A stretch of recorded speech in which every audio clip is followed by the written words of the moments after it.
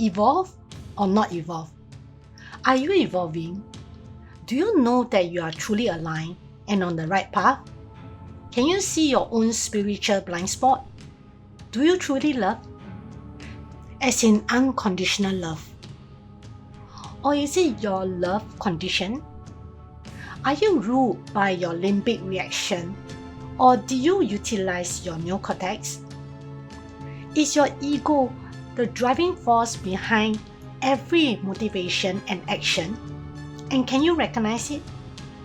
I think these are questions which are important to ask ourselves if we want to progress spiritually and truly align.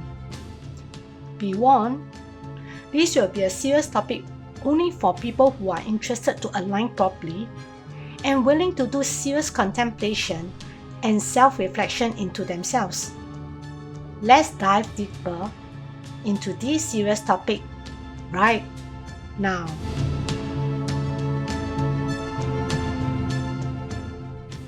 How many times we are upset with others for something that they have said or things that they have done which are out of our expectation? It will be situations where we are close to someone, be it a close friend or a family member or anyone who holds a place in our heart, that the trust and bond was developed due to synergy in thoughts, conditioned loving actions, understanding, patience, care and concern, and many other shared experiences developing a strong connection. When I say conditioned loving actions, I mean to say that between conditioned love and unconditioned love, there is a clear distinction, but yet many people mistaken the true meaning of unconditional love.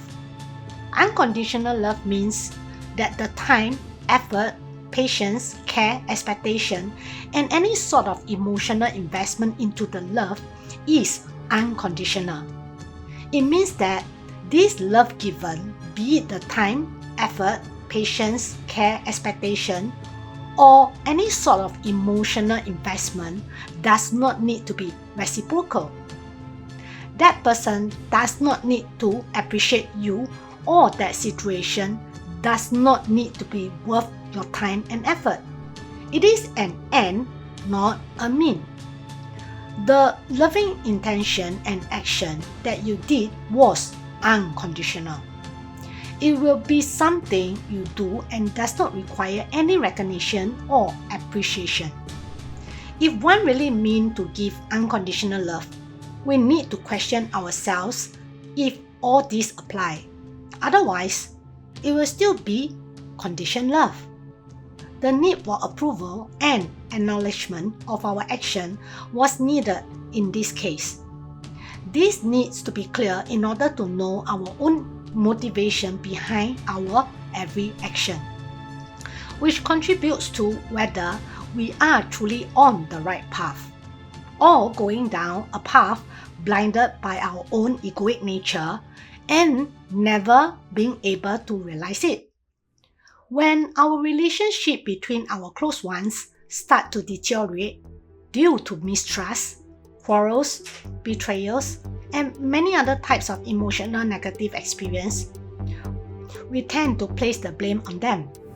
We scrutinize their every hurting word towards us and seemingly use a magnifying glass to zoom in on the pain they gave to us. We held on tight to their last words and actions and continuously played that drama out in our mind over and over again, escalating and compounding the damage done to us. The closer they are to us, the longer we dwell on the pain and suffering they did to us, and also the greater the contempt and unforgiveness towards them. Well, here's the deal. The real deal here is recognizing the pitfalls and being truly aware. If you have done all the above consciously and are aware of your own motivation and action, then I am beyond words. However, the fact is, many of us did not even realize and are not conscious and aware. We were programmed to act, think, and behave in a certain way beyond our conscious awareness. we reacted in a very limbic way and went through the motion behaving negatively without any control. The negative emotion ruled us. It almost acted like having a will on its own. Why did this happen? It was due to the karmic pattern that was embedded within us, passed down from many lifetimes of unresolved resolutions. We go through the repetition umpteen times, playing them out in different scenarios continually and drawing in new composited lessons, which gets harder and harder until a breaking and tipping point which was supposed to shake us to think, why did it happen to us? Only when we start to use the neocortex to do critical thinking, things will never change, since we can never see the negative patterns we are repeating unconsciously. The repetition goes through a limbic reaction which does not go through the neocortex. When we stop and start to contemplate and self-reflect, questioning why did it happen and start to replace it with the right thought, intention and action, then can the situation change and improve? So instead of looking outwards and blaming others, we should be looking within by understanding, acceptance and unconditional love towards not just others but ourselves. We can ask ourselves, are we perfect? Do we do the same thing to others also on another occasion? Therefore, we are not without fault ourselves. How can we blame others and do the same thing and not be able to forgive what others did to us, be it consciously or unconsciously, right?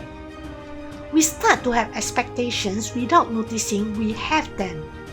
It is like a blind spot which lurks in our shadow, waiting for light to shine through by way of just reflecting upon ourselves.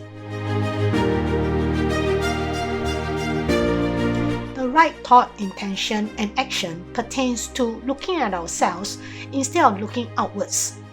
Rather than the limbic reaction of looking at the opposite party or circumstances and start the negative loop, it is vital to will ourselves to look within and start questioning. The key here is the word will. When we use our neocortex, it is syntropic in nature, since energy is required to counter the entropic state of negative emotional impulses. It is actually love in action. But when we allow the negative emotional instinct to take over, it will be entropic in nature and will end up worse than ever. It is crucial to do contemplations and self-reflection in our thought, intention and action, not once in a while or whenever we are free. It is necessary to do it for your every motivation, intention and action. Because the intention stems from the motivation and eventually to the action that contributes to the continuation of the karmic pattern or the ending and resolvement of it. When we start to will ourselves to do the right thing, we will draw new experiences which will transcend the situation since we have passed the test. Without conscious critical thinking, we can never change the situation since a new resolution did not occur. If we do not realize that we are stuck in a perpetual negative cycle, we can never progress to our next level of consciousness. And more importantly, pass this earth test.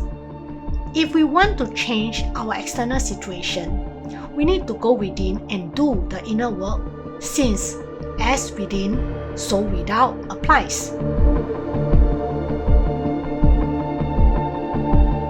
Some of us may believe in the fact that we are living in a holographic universe, which many scientists now talk about and believe in through their scientific endeavors in cosmology, particle physics, quantum physics, and many other arenas, all pointing to the multiverse theory. Michael Talbot's bestseller book, first published in 1991, called The Holographic Universe, is a classic masterpiece of how reality and consciousness work. Therefore, if you believe that our universe is holographic, which translates also to the fact that it is essentially a virtual reality, this corresponds to traditions holding that Earth is a school and place for souls to learn, to transcend beyond Earth and its attracting force of karmic entanglements. Back to this school place, we need to and can only rise above it through conscious will and critical thinking to apply syntropic intentions and actions to break the entropic pull. Our egoic nature ties back to the physical expression of the human vehicle. This is the reason why there seems to be a conflict within us all the time. We react before we can think. Whenever something happened, we first reacted and then regretted our own bad behavior thereafter and felt hopeless since there didn't seem to be any conscious control over our own reaction. It is synonymous with the fight for control between our ego and true self. However, the same is true to relinquish any bad negative karmic pattern if we apply the same true conscious will by positive thought, intention, and action. The more we use our neocortex, the better we can break free from any egoic negative patterns and truly align on the right path.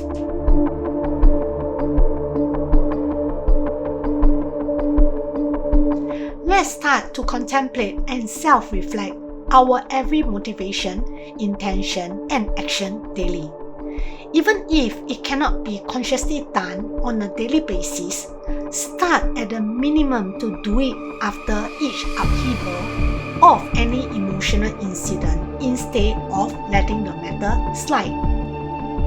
Only when we are able to make a conscious will to apply syntropic intention and action can we progress, evolve, and transcend beyond the illusory holographic universe which we are in.